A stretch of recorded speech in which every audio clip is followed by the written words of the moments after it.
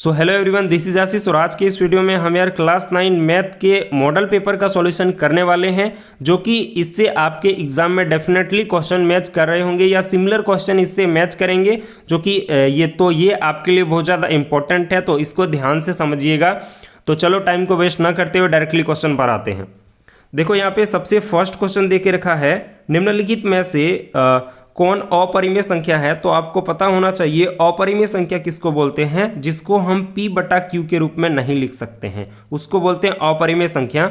तो यहाँ पे बात को समझना, √9 ये परिमेय संख्या है। कैसे? √9 का जो रूट वैल्यू होगा वो कितना हो जाएगा, 3 हो जाएगा। फिर पाई ले लो, पाई का मान होता है 22/7 और इसको हम तोड़ेंगे 1.44, इस तरीके से आते ही रहेगा। तो ये जो है पहली, ये जो पाई है ये अपरिमेय संख्या हो जाएगा। देखो ये परिमेय हो जाएगा और ये भी परिमेय होगा। क्यों होगा? देखो ये जो है इसको हम p बटा क्यू के रूप में व्यक्त कर सकते हैं। दूसरी बात, ये 225 का अंडर रूट वैल्यू कितना हो जाएगा, ये हो जाएगा 15। तो इस तरीके से याद रखना, ऑप्शन नंबर बी हो जाएगा, पाई एक अपरिमेय संख्या है। दूसरा नंबर है, निम्नलिखित में से कौन सी संख्या ए और बी के बीच स्थित है। तो यानी कि बीच स्थित बोले या परिमेय संख्या बोले तो क्या करना, जो भी संख्या रहेगा उसको जोड़ के 2 से डिवाइड कर देना। ए और बी दिया है तो क्या हो जाएगा, a प्लस में b बटे में 2, यानी ऑप्शन नंबर बी। अगला क्वेश्चन दिया है, देखो इसमें दिया है √7 माइनस √5 है, इंटू में √7 प्लस में √5, इसका मान क्या होगा। तो पहली बात ये देखो, a माइनस बी और a प्लस बी के रूप में, माने कि हमको फॉर्मूला पता है a² माइनस b² बराबर क्या होता है, a² माइनस b² बराबर होता है a प्लस बी का होल और a माइनस बी का होल। तो यहाँ पे देखो इस रूप में दिया है तो ऐसे लिख देना है, यानी कि √7 का स्क्वायर लिखेंगे माइनस में √5 का स्क्वायर लिखेंगे। तो देखो स्क्वायर खत्म, रूट खत्म, स्क्वायर खत्म, रूट खत्म, 7 माइनस में 5, 7 में 5 गया, कितना बचा, 2। तो 2 किस ऑप्शन में, ऑप्शन नंबर डी में, तो ऑप्शन नंबर डी सही हो जाएगा। आगे है 125 पावर में 2/3 बराबर किसके। तो 125 का सबसे पहले इस तरीके का क्वेश्चन में एलसीएम लेना, 5 से लगाएंगे 25 बार में आ जाएगा, फिर 5 से लगाएंगे 5 कितना बार आया, 3 बार। तो लिखेंगे 5 के पावर में कितना लिखेंगे, 3, 5 के पावर में लिख दिए 3 और पावर में कितना दिया था, 2/3। तो 3 और 3 खत्म हो गया, यानी कितना बचा, 5 के पावर में 2, 5 के पावर में 2, 5 का स्क्वायर कितना होगा, 25। तो ऑप्शन नंबर सी हो जाएगा। आगे देखो, इनमें से कौन एक बहुपद नहीं है। तो याद रखना, जो बट्टे में रहेगा ना, अगर कोई चर माने ABCD में कोई अक्षर जो बट्टा में दे दे तो वो बहुपद नहीं कहलाएगा। तो यहाँ पे ऑप्शन नंबर सी हो जाएगा, चूंकि यहाँ पे 5/y दे दिया है। आगे है बहुपद 5x + 3 का शून्यक। शून्यक बोले तो जो भी समीकरण देगा उसके बराबर में 0 रख देना। जैसे यहाँ पे क्या दिया है, 5x प्लस में 3 है, बराबर में हम 0 रख देंगे। x का मान निकालेंगे तो क्या होगा, सबसे पहले ये प्लस में बराबर के उस साइड जाएगा, माइनस में हो जाएगा, और जो गुणा में रहता है वो भागा में जाता है, तो नीचे में जाएगा -3/5। ये किस ऑप्शन में दिया है, ऑप्शन नंबर बी में, तो ऑप्शन नंबर बी सही हो जाएगा। आगे है 7 नंबर में, यदि px बराबर इतना है और p - 1 का मान निकालना है, तो यानी कि जहाँ पे x है वहाँ पे हम -1 का मान रखेंगे। x का क्यूब है तो लिखेंगे -1 का क्यूब, प्लस में x का स्क्वायर, -1 का स्क्वायर हो गया, प्लस में x है तो -1 है, प्लस में 1। देखो -1 का क्यूब कितना होगा। अब देखो यहाँ पे पावर में विषम संख्या रहेगा, तो अगर माइनस साइन है तो माइनस रखना, हर सम संख्या रहेगा तो माइनस को हटा देना। तो ये हो जाएगा -1 प्लस का प्लस, 1 का स्क्वायर 1, प्लस माइनस माइनस 1 हो गया, प्लस में 1, ये माइनस में 1, माइनस में 1, 1 1 2 हो गया, 1 1 2 हो गया, 2 में 2 गया, कितना बचा, 0। 0 किस ऑप्शन में, ऑप्शन नंबर बी में, तो ऑप्शन नंबर बी सही हो जाएगा। अगला देखो क्वेश्चन नंबर 8 में दिया है x² प्लस में 5x प्लस 6 का गुणनखंड है। गुणनखंड निकालने का क्या तरीका होता है, ये x² दिया है, 5x दिया है, प्लस में 6 दिया है। गुणनखंड निकालने का तरीका होता है, फर्स्ट वाला संख्या और लास्ट वाला संख्या गुणा कर लो 6 और इसको तोड़ दो, 2 तिया 6। अब इसको ऐसे लिख दो, बीच में जो है उतना आ जाए। तो 5 है, 2 और 3 को जोड़ देंगे, 5 आ जाएगा। तो इसको सिमिलर वाई लिखेंगे। देखो सबसे पहली यहाँ पे दिया क्या था, x² प्लस में 5x प्लस में 6, उसको तोड़े 2 3 आया था, ये हो जाएगा x² हो जाएगा, x² हो गया, प्लस में कितना हो गया, 2x, प्लस में हो गया 3x, प्लस में 6 हो गया। यहाँ पे देखो इन दोनों में से कॉमन लेंगे, x को क्या आ जाएगा, x, प्लस में हो जाएगा 2, और यहाँ से कॉमन ले लेंगे 3 को, कितना हो जाएगा, x प्लस में 3 दूनी 6। माने कि यहाँ पे देखो कॉमन कितना लिए हैं, कॉमन लिए हैं यहाँ पे 3, तो x प्लस में 3 हो जाएगा, और एक x प्लस में 2, ये दोनों सेम है, एक बार लिखेंगे। तो इस तरीके से कौन हो जाएगा, x प्लस में 3 और x प्लस में 2 यानी कि ऑप्शन नंबर सी। आगे देखो अगला क्वेश्चन दिया है y अक्ष पर किसी बिंदु का निर्देशांक निम्नलिखित में से किस रूप का होता है। तो याद रखना y अक्ष का निर्देशांक बोले तो फर्स्ट में y अक्ष का निर्देशांक यानी 0, ठीक है, तो ऑप्शन नंबर बी हो जाएगा। अगर x अक्ष का निर्देशांक बोले तो क्या क्या बोलना, x अक्ष का निर्देशांक हो जाएगा x, 0। y अक्ष का समीकरण बोले तो क्या होगा, x बराबर 0। x अक्ष का समीकरण बोले तो क्या होगा, y बराबर 0। और x अक्ष और दोनों x और y अक्ष दोनों काटता है उसको क्या बोलते हैं, मूल बिंदु, और मूल बिंदु का निर्देशांक कितना होता है, 0, 0। अगला क्वेश्चन देखो दिया है कि बिंदु 3 और 7 की कोटि क्या है। तो याद रखना ये इस तरीके से ग्राफ है, अगर y अक्ष में कोनो बिंदु विद्यमान है तो उसको कोटि बोलते हैं, x अक्ष में कोनो बिंदु विद्यमान है उसको भुज बोलते हैं। तो यहाँ पे फर्स्ट में ये इस तरीके से लिखा जाता है x, y, फर्स्ट में x हो गया, सेकंड में y, यानी कि ये भुज हो गया, ये कोटि कितना दिया है, यहाँ 7 दिया है। तो 7 किस ऑप्शन में, ऑप्शन नंबर सी, तो ऑप्शन नंबर सी सही हो जाएगा। आगे देखो दिया निम्नलिखित में से ये रेखिक समीकरण 3x माइनस 2y बराबर 5 है, तुलना करके बताना है क्या मान होगा। सबसे पहले यहाँ पे देखो स्टैंडर्ड फॉर्म इस रूप का है, c को तो इधर ले जाएंगे, ये कितना होगा 3x माइनस में 2y, 5 को इधर ले गए, यहाँ प्लस में इस साइड हो जाएगा माइनस में, बराबर में 0। यहाँ पे देखो a का मान कितना हो गया 3, a का मान 3, 2 का मान माइनस, b का मान -2, c का मान -5, किस ऑप्शन में दिया है, तो ये दे के रखा है ऑप्शन नंबर सी में, a का मान -3, b का मान -2, नहीं -3 दिया है ना, प्लस में होना चाहिए, प्लस में किस में दिया है, सी में दिया है, कौन सा हो जाएगा, ऑप्शन नंबर सी, a का मान 3, b का मान -2, c का मान -5। अगला क्वेश्चन दिया है यदि x बराबर 2 है, y बराबर 3 है तो समीकरण का हल क्या होगा। जहाँ पे x है वहाँ मान 2 रखेंगे, यानी 2 गुनी 2 हो गया, प्लस में 3y है तो 3y यानी कि 3 गुना 3, हल करो इसको, 2 दूनी 4, 3 तिया 9 हो गया, 4 प्लस में 9 को जोड़ दो, कितना हो गया 13 किस ऑप्शन में, ऑप्शन नंबर बी, तो ऑप्शन नंबर बी हो जाएगा। आगे देखो दिया है निम्नलिखित रेखिक समीकरण 3x माइनस 2y का एक हल। अगर ऐसा समीकरण दे तो उनमें x का मान y का मान रख देना और बराबर के उस साइड जितना वैल्यू रहेगा उतना लाने का कोशिश करना, जितना आ जाएगा समझ लो वही आंसर हो जाएगा। तो यहाँ पे 3 दिया x का मान, अगर हम 2 रखते हैं, x का मान कितना रखते हैं 2 रखते हैं, ठीक है, और y का मान हम रख लेते हैं 3, बराबर में कितना दिया 0। ये देखो 3 दूनी 6 माइनस में 6 बराबर में 0, 0 बराबर 0 आ गया। क्या रखे, x बराबर में 2 रखे, y बराबर 3, x बराबर 2 y बराबर 3 किस ऑप्शन में, सी में, तो ऑप्शन नंबर सी हो जाएगा। आगे देखो दिया वो कथन जिसे सिद्ध किया जा सकता है, जिसको हम सिद्ध कर सकते हैं उसको क्या बोलते हैं, प्रमेय। आगे है दो भिन्न बिंदुओं से होकर कितनी रेखाएं खींची जा सकती है। तो एक बिंदु यहाँ मान लेते हैं, एक बिंदु यहाँ, इससे कितना रेखा खींच सकते हैं, एक ही रेखा खींच सकते हैं। और अगर बोले कि एक रेखा माने ऑप्शन नंबर क्या हो जाएगा, ऑप्शन नंबर ये सही हो जाएगा। अगर बोले एक बिंदु से कितना रेखा खींच सकते हैं तो बताना अनंत, क्योंकि इधर से भी इधर से भी इधर से भी इधर भी खींच सकते हैं। अगला क्वेश्चन दिया 80 डिग्री का पूरक कोण। पूरक कोण याद रखना, अगर पूरक पूछे तो 90 डिग्री में घटा देना, और सम पूरक पूछे तो 180 डिग्री में घटा देना। 80 दिया है, 90 डिग्री में घटा दो, 90 डिग्री माइनस में 80 डिग्री चला गया तो कितना बचा 10 डिग्री। कौन सा ऑप्शन में, ऑप्शन नंबर ये, तो इस तरीके से ऑप्शन नंबर ये सही हो जाएगा। आगे देखो दिया है नीचे दी गई आकृति में बताना है मान, जो y का मान ये a रेशियो b दे के रखा है 2 रेशियो 3। देखो यहाँ से हल करते हैं। सबसे पहली बात, अगर कोई एक लाइन है उस पर एक लाइन मान लेते हैं, ये जो है कोई लाइन है, इस लाइन पर कितना डिग्री का कोण बनता है तो 180 डिग्री। माने यहाँ पे कितना डिग्री का कोण बनेगा 180 डिग्री का, सबको जोड़ के बराबर में 180 रखेंगे।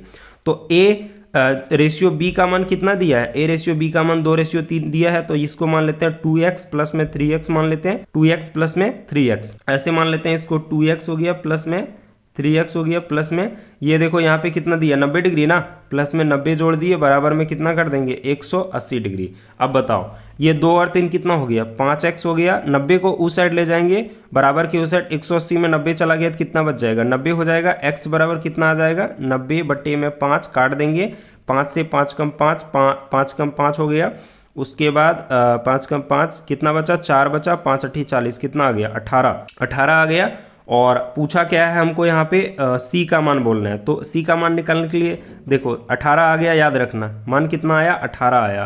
अब सी का मान निकालने के लिए ये लेखा पर लेना पड़ेगा, बी का मान पता करना पड़ेगा। बी कितना दिया है, बी दिया है 3, तो 3x मान माने थे, तो 3 गुना कितना हो जाएगा 18, 18 तिया हो गया 54, यानी कि ये 54 हो गया। और यहाँ पे सी का मान बोला है तो 180 डिग्री में हम 54 को घटा देंगे तो कितना आ जाएगा 180 माइनस 54, तो 10 में 4 गया तो 6 हो गया, और 7 में 5 तो 2, 126 डिग्री कितना आ गया 126 डिग्री किस ऑप्शन में दिया है, तो यहाँ पे जो ऑप्शन नंबर दे के रखा है डी नंबर, तो 126 हो जाएगा।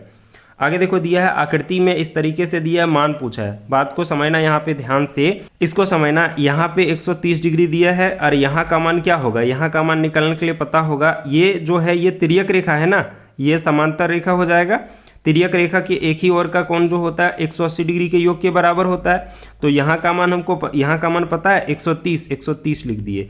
इस जगह का जो मान है वो निकालने के लिए क्या करेंगे, यहाँ पे x मान लेते हैं, बराबर कितना कर देंगे 180 डिग्री। x बराबर कितना हो जाएगा 180 में 30 चला गया तो कितना आ गया 50 डिग्री। याद रखना मान, ये कितना आ गया, ये मान आ गया 50 डिग्री। कितना आ गया 50 डिग्री। अब यहाँ पे बोला है कि ये मान निकालो, ये बीच वाला PQR निकालना है।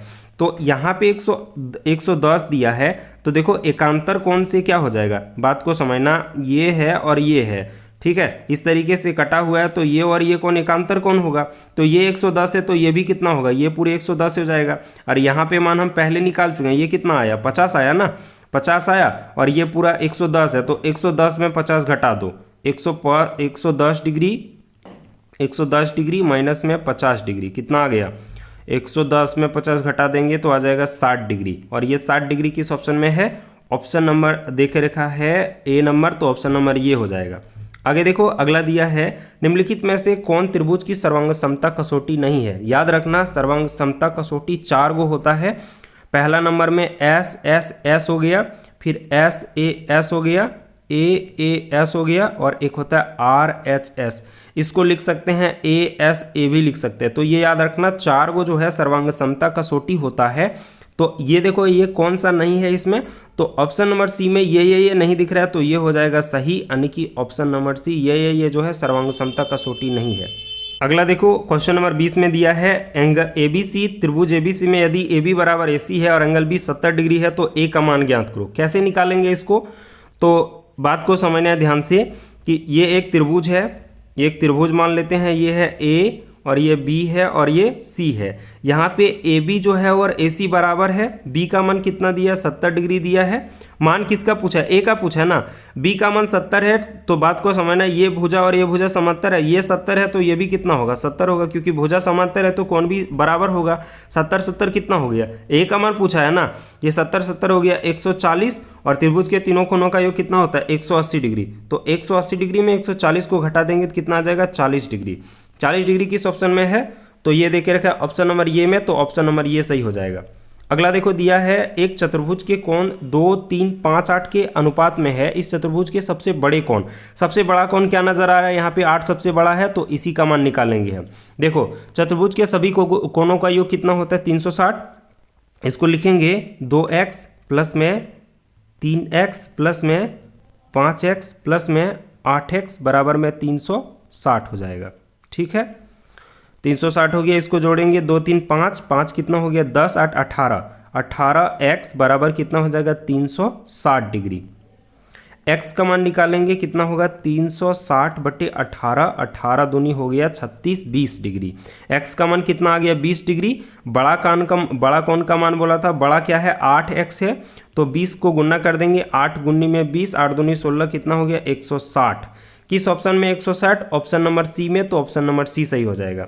आगे देखो दिया है निम्न में से किनके विकर्ण समकोण द्वारा समद्विभाजित होते हैं।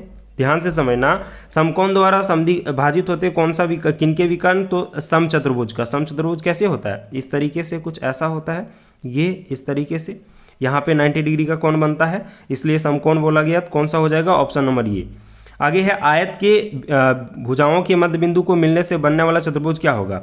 देखो ध्यान से समझना, ये आयत है, ये आयत है, मध्य बिंदु को मिलाएंगे, ये मध्य बिंदु हो गया, ये मध्य बिंदु, ये मध्य बिंदु, और ये इनको मिलाए, इनको मिलाए, इनको मिलाए, इनको मिलाए, ये किस तरीके का चतुर्भुज बना, तो ये बना एक समचतुर्भुज। क्या बना समचतुर्भुज, किस ऑप्शन में है, ऑप्शन नंबर ये में, तो ऑप्शन नंबर ये हो जाएगा।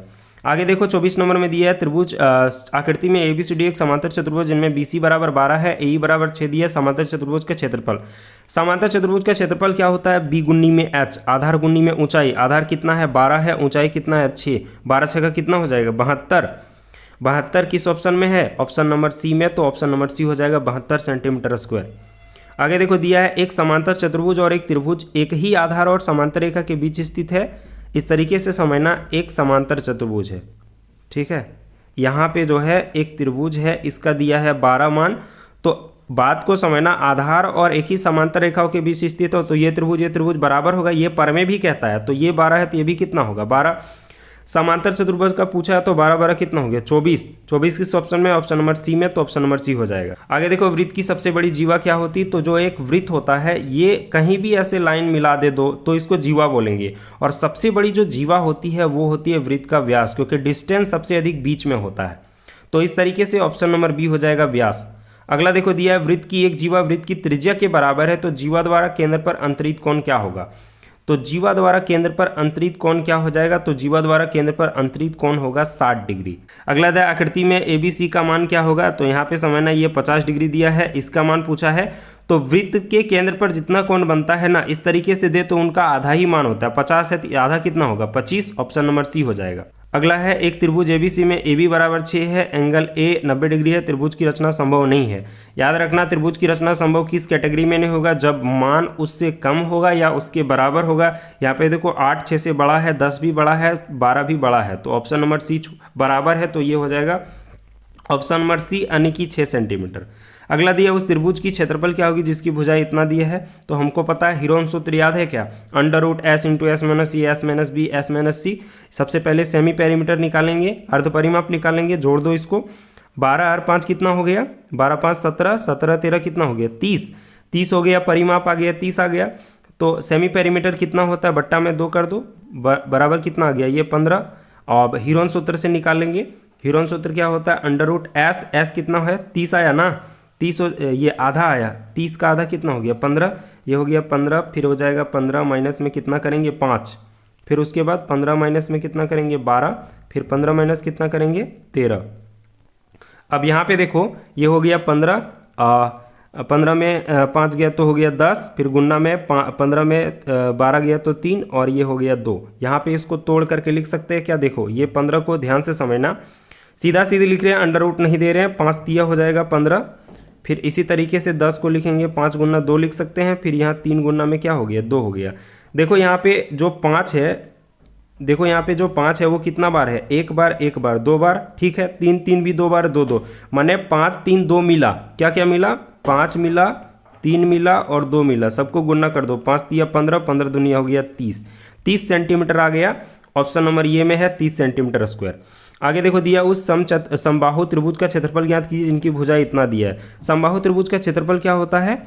√3/4 भुजा स्क्वायर या a स्क्वायर। a का मान कितना दे के रखा है 2√2, तो 2√2 का स्क्वायर करेंगे, ध्यान से समझना, √3/4 इंटू में 2√2, फिर गुना में कर देंगे 2√2, क्योंकि स्क्वायर माने 2 बार, इसको काट दो, 2 से 2 बार में खत्म हो गया, 2 से 2 खत्म हो गया, यहाँ से √3 हो गया, देखो 2 दूनी 4 हो जाएगा, 2 दूनी 4, और 4 का अंडर रूट कितना खोलता है 2, यानी कि 2√3 आ जाएगा। 2√3 किस ऑप्शन में है? तो ऑप्शन नंबर दे के रखा है सी में, तो ऑप्शन नंबर सी हो जाएगा। आगे देखो दिया एक शंकु के आधार का व्यास इतना है, तिर्यक ऊंचाई इतना है, शंकु का वक्र पृष्ठीय क्षेत्रफल, वक्र पृष्ठीय क्षेत्रफल क्या होता है πr/l होता है। व्यास दिया है, सबसे पहले ये इसका मान लिखते हैं, त्रिज्या का 22/7 हो जाएगा, व्यास कितना, व्यास 10.5 दिया है, 10.5 तो परिमाप ये त्रिज्या कितना होगा बट्टा में 2, गुना में l का मान कितना दिया 10, काटो इसको, 7 से काट देंगे, 2 से काट देंगे, इसको 5 बार में काट दिए, 7 से काटेंगे, 7 कम 7 हो गया, 7 पचे 35 हो गया, यानी कि 1.5 आ गया, 15 पचे कितना हो गया 15 पचे हो गया 75, 15 पचे 75 हो गया, और 7.5, 22 गुनी 7.5 करना है, देखो 22 को गुना करना है 7.5, 5 दूनी हो गया 10 का 0, बाकी 1 रहा, 7 दूनी 14, 5 दूनी 10, 10 और 14 हो गया 24, 24 और 1 25 के 5, बाकी 2, 7 दूनी 14, 14 और 2 कितना हो गया 16, 1 अंक के पार्ट 165.0 आया। 165 किस ऑप्शन में? ऑप्शन नंबर सी में, तो ऑप्शन नंबर सी हो जाएगा। अगला देखो दिया है, यदि एक बेलन की त्रिज्या 4 है, ऊंचाई इतना है, कुल पृष्ठीय क्षेत्रफल। बेलन का कुल पृष्ठीय क्षेत्रफल क्या होता है? बेलन का कुल पृष्ठीय क्षेत्रफल होता है 2 पाई r इंटू में r प्लस या h।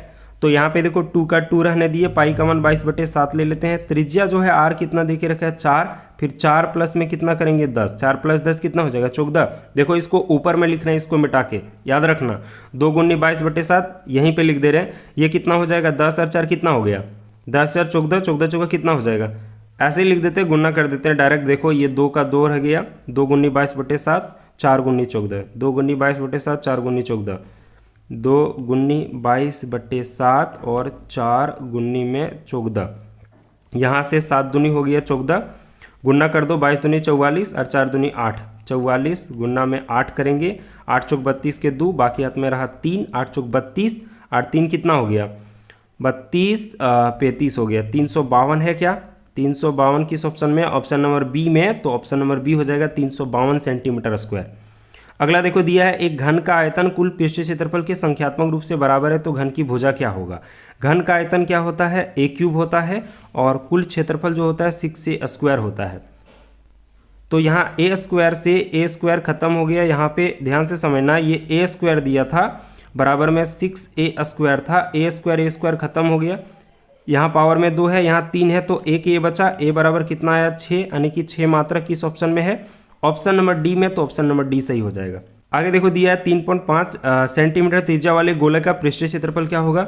गोला का पृष्ठीय क्षेत्रफल क्या होता है 4 पाई r स्क्वायर, तो हो जाएगा 4 इंटू में पाई का मान 22/7, r कितना है 3.5। तो यहाँ पे देखो 4 गुनी 22/7 गुनी में 3.5 गुनी में क्या करेंगे 3.5, 7 से काट दिए, 7 पचे 35, 0.5 हो गया, तो क्या आ गया 4 गुनी 22 और ये 0.5 गुनी में 3.5।